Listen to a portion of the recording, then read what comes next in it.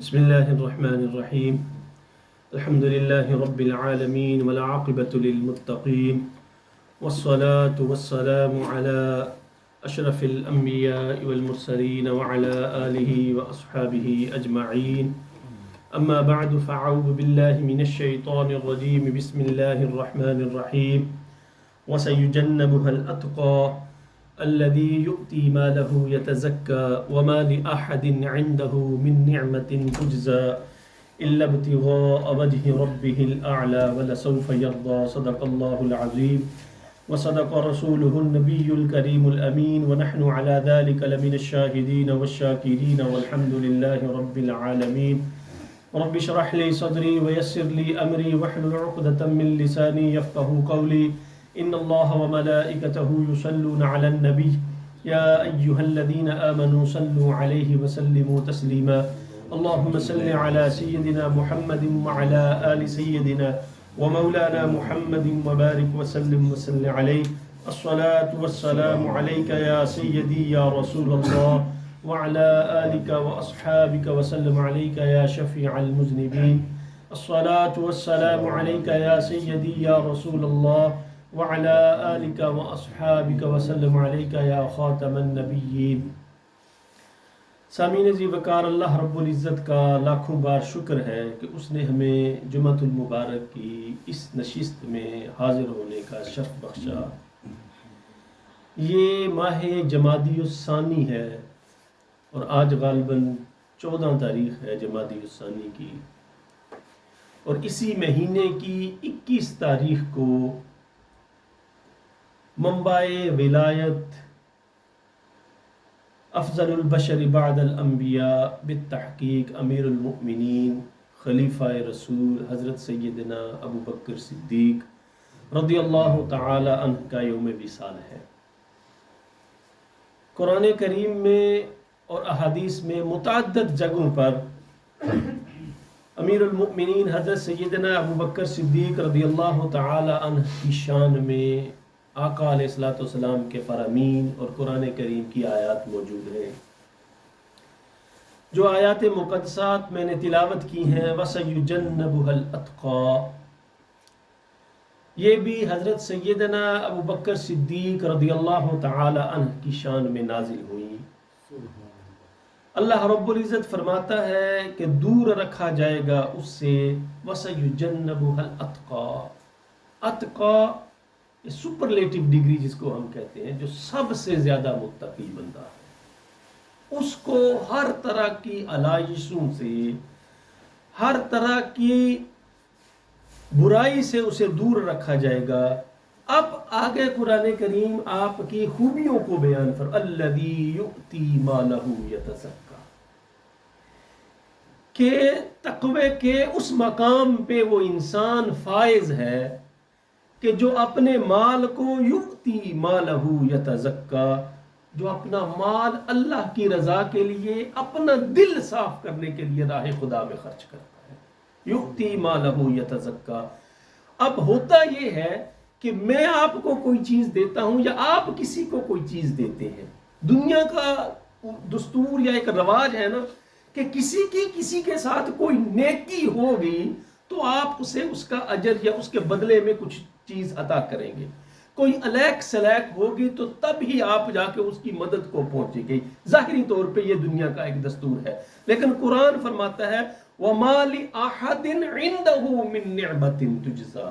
حضرت سیدنا صدیق اکبر کی شان یہ ہے کہ آپ جس پہ احسان کر رہے ہیں یا جس کے لیے مال خرچ کر رہے ہیں، انہوں نے ان کے ساتھ کوئی نہیں کی.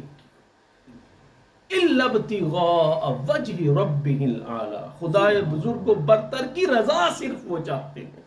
اور وَلَسَوْفَ، کتنی بڑی بات ہے کہ اپنا مال خرچ کر رہے ہیں بغیر کسی احسان کے. کس لیے؟ اللہ کی رضا کے لیے. اور اللہ بھی آگے سے کیا فرما رہا ہے وَلَسَوْفَ يَرْضَى. میں خدا بھی ان سے راضی ہو جاؤں گا، میں رب بھی ان سے راضی ہو جاؤں گا. یہ آیات طیبات سورۃ اللیل کی ہیں، اور ان صورتوں میں سے ہے جو مکہ مکرمہ میں نازل ہوئی. اور ان آیات میں اللہ رب العزت نے آپ کا ذکر بطور تقابل بیان فرمایا ہے. تقابل اس سے قبل کی جو آیات ہیں اس میں اللہ رب العزت نے ایک شقی اور ایک بدبخت انسان کا ذکر کیا ہے. اس کا ذکر کرنے کے بعد پھر آپ نے حضرت سیدنا صدیق اکبر کا ذکر کیا ہے. فرمایا وَأَمَّا مَن بَخِلَ وَاسْتَغْنَىٰ، اور جس نے بخل کیا اور بے پرواہ بنا رہا، وَكَذَّبَ بِالْحُسْنَىٰ، اور اس نے اچھی بات کو جھٹلا دیا، فَسَنُيَسِّرُهُ لِلْعُسْرَىٰ، ہم اس کے لیے مشکل راہ کو آسان کر دیں گے. اب یہ میری کھوپڑی میں نہیں بات پڑ رہی تھی کہ مشکل راہ کو اللہ کیسے آسان کر دے گا. تو حضور ضیاء الامت نے بڑی خوبصورت مثال دے کے سمجھایا کہ بعض اوقات ایسے ہوتا ہے کہ انسان تقوی اور پارسائی کے اس مقام پہ فائز ہوتا ہے کہ اگر اس کی تکبیر اولیٰ بھی فوت ہو جائے تو وہ افسوس کرتا رہتا ہے. وہ بڑا مشکل ہوتا ہے اس کے لیے ایک چھوٹی سی نیکی کا پیچھے رہ جانا یا ضائع ہو جانا. اور ایک بندہ جب گناہوں کی دلدل میں گھس جاتا ہے تو وہ بڑے بڑے گناہ اس کے لیے بڑے آسان ہو جاتے ہیں. اور یہ مطلب ہے کہ جو جہنم کا راستہ ہے بڑا مشکل راستہ ہے. فرمایا اللہ فرماتا ہے جو بدبخت ہے اس کے لیے میں سب کچھ آسان کر دوں گا. بڑے بڑے گناہ کرے گا اسے پرواہ تک نہیں ہوگی، اس کی رسی کو میں ڈیل دیتا رہوں گا. فَسَنُيَسِّرُهُ لِلْعُسْرَىٰ، جو مشکل راستہ ہے اس بدبخت کے لیے میں آسان کر دوں گا. وَمَا يُغْنِي عَنْهُ مَالُهُ إِذَا تَرَدَّىٰ، اور کسی کام نہیں آئے گا اس کے لیے، اس کا مال اس دن اس کے کسی کام نہیں آئے گا. یوم لا، وہ قرآن کریم میں دوسری جگہ پہ فرمایا نا، یوم لا ينفع مال ولا بنون، قیامت کے دن نہ تمہارا مال تمہارے کام آئے گا نہ تمہاری اولاد تمہارے کام آئے گی. یوم لا ينفع مال ولا الا من اتى اللہ بقلب سلیم، صدق دل کے ساتھ اور صاف شیشے کی طرح دل کے ساتھ جو بارگاہ خداوندی میں آ جائے گا، اللہ رب العزت کو وہ چیز قبول ہوگی، اللہ اس کو مانے گا.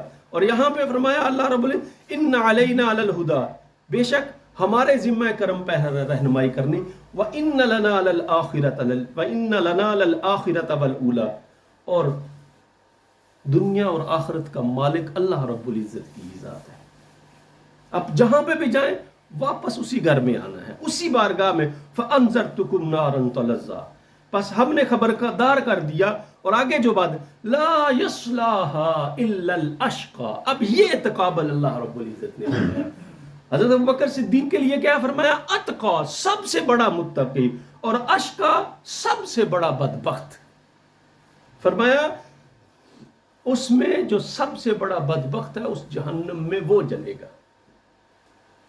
اور یہاں پہ فرمایا وَسَيُجَنَّبُهَا الْأَتْقَىٰ، ہم اسے بچا کے رکھیں کہ ہر طرح کی اس چیز سے جو اسے برائی کی طرف لے کے جائے، اسے تقوی کے بہترین مقام پہ ہم نے فائز کر دیا ہے. اور حضور ضیاء الامت رحمۃ اللہ تعالی علیہ نے بڑا خوبصورت لکھا، فرمایا اقلیم تقوی اور پارسائی کا یہ تاجدار اپنا مال جس دریا دلی کے ساتھ خرچ کر رہا ہے وہ کسی کا احسان اتارنے کے لیے نہیں ہے، اور کسی کی نیکی یا حسن سلوک کا نہ وہ معاوضہ دیا جا رہا ہے. اس کی نیت ان تمام باتوں سے، ان تمام علائشوں سے پاک ہے. اس کے پیش نظر فقط ایک ہی مسئلہ ہے، الا ابتغاء وجہ ربہ الاعلی، کسی طرح میرا رب مجھ سے راضی ہو جائے. حضرت سرور عالم صلی اللہ علیہ وآلہ وسلم کے حلقہ عقیدت میں داخل ہونے والے سب ہی ان صفات سے متصف تھے، اور ان کی اعلیٰ ترین مثال جو ہے حضرت سیدنا صدیق اکبر رضی اللہ تعالی عنہ ہے. اور حضرت بلال رضی اللہ تعالی عنہ نے جب اسلام قبول کیا تو ان کے مالک امیہ بن خلف نے طرح طرح سے آپ کو ستانا شروع کر دیا. ایک دن دھوپ میں آپ کو ستایا جا رہا ہے، سید عالم صلی اللہ علیہ وآلہ وسلم کا گزر ہوا تو دیکھا کہ حضرت سیدنا بلال رضی اللہ تعالی عنہ کی زبان سے احد احد کی آوازیں آ رہی ہے. تو سید الانبیاء نے فرمایا احد جنجی کا، جس رب کو تو پکار رہا ہے مجھے امید ہے، میں اللہ سے دعا گو ہوں، وہی تیرے لیے چھٹکارے کی کوئی ترتیب کرے گا. اور پھر یہ بات جا کے سید الانبیاء نے اپنے صحابہ سے کی، اور رازدان نبوت حضرت سیدنا صدیق اکبر بانپ گئے کہ میرے آقا کی کیا منشا ہے، میرے آقا کیا چاہتے ہیں. جیسے کہ بندہ گھر سے جب نکلتا ہے کسی چیز کو لینے کے لیے تو ساری اپنے مال و متاع ساتھ لے جاتا ہے کہ ہو سکتا ہے مجھے اس کی بھی ضرورت پڑے، ہو سکتا ہے یہ بھی. کم و پیش کہتے ہیں آدھا کلو سونا لے کے چلے گئے. روایات میں آتا ہے. اور جا کے کہا اس غلام کو میں خریدنا چاہتا ہوں، اس غلام کو میرے حوالے کر دو. اور جس کے بارے میں انہوں نے قیمت ان کے نزدیک شاید دو کوڑی تھی یا 2 دینار تھی، حضرت سیدنا صدیق اکبر نے آدھا کلو سونا، تولا 2 تولا نہیں، آدھا کلو کی بات کر رہا ہوں، سونا دے دیا اور حضرت سیدنا بلال کو آزاد کروا دیا. اور آپ کے والد کو ابو قحافہ کو جب اس بات کا علم ہوا کہ میرا بیٹا تو کمزور اور نادان لوگوں کو کی مدد کر رہا ہے، انہیں خرید کر آزاد کر رہا ہے، تو کہا بیٹا تم ضعیف اور کمزور لوگوں کو آزاد کرتے ہو، طاقتور اور بہادر لوگوں کو خرید کے اپنے پاس رکھو کہ کسی مشکل وقت میں وہ تیرے کام آ سکیں. فرمایا اے ابتی انما اريد ما عند اللہ، او مجھے کسی کی مدد کی ضرورت نہیں، مجھے اگر چاہیے تو اللہ کی رضا چاہیے. الذی وما لاحد عنده من، کسی کا کسی پہ کوئی احسان نہیں ہے جس وجہ سے وہ مال خرچ کر رہا ہے، خرچ صرف اس وجہ سے الا ابتغاء وجه ربه الاعلى، صرف اور صرف اللہ رب العزت کی خوشنودی حاصل ہو جائے.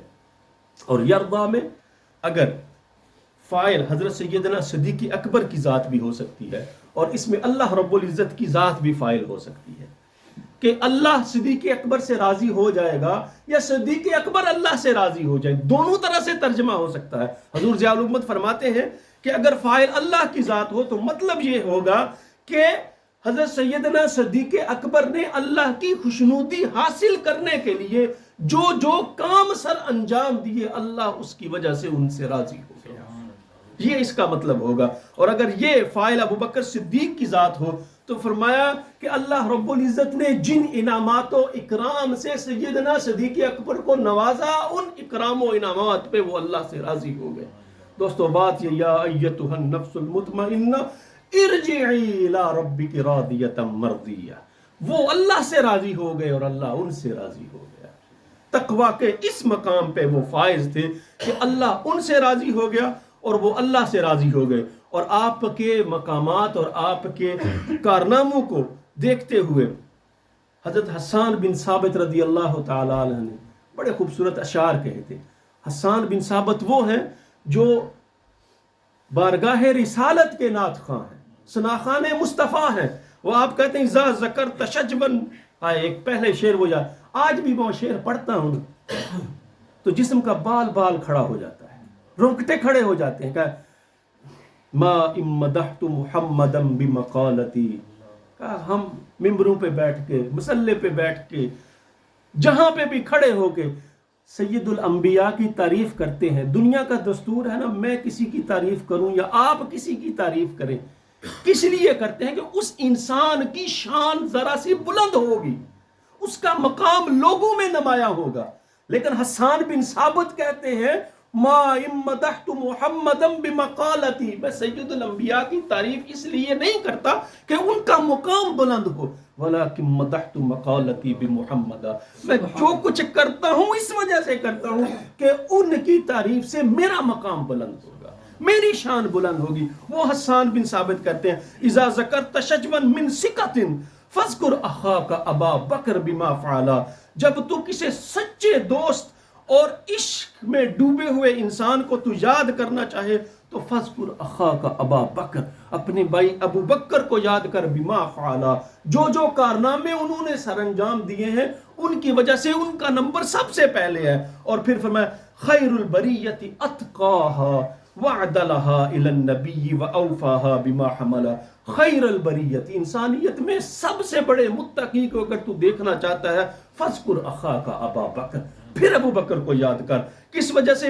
وَأَعْدَلَهَا، جو سب سے زیادہ انہوں نے عدل کیا، جو سب سے زیادہ انصاف کے ساتھ انہوں نے کام لیا. الی النبی صلی اللہ علیہ وسلم، نبی اکرم صلی اللہ علیہ وآلہ وسلم کی بارگاہ میں. وَأَوْفَاهَا بِمَا حَمَلَا، اور سید الانبیاء نے جو ذمہ داری آپ کی لگائی بڑے اہم طریقے سے آپ نے سر انجام دی. وَالثَّانِيَ التَّالِي الْمَحْمُودُ مَشْهَدَهُ وَأَوَّلُ النَّاسِ مِنْهُمْ صَدَقَ الرُّسُلَ. اور پھر فرمایا اور دوسرا وہ جو پیروی کرنے والا تھا، ہائے ہائے، وَالثَّانِيَ اثْنَيْنِ إِذْ هُمَا فِي الْغَارِ، جو میرے آقا کے ساتھ غار میں بھی ساتھ تھا.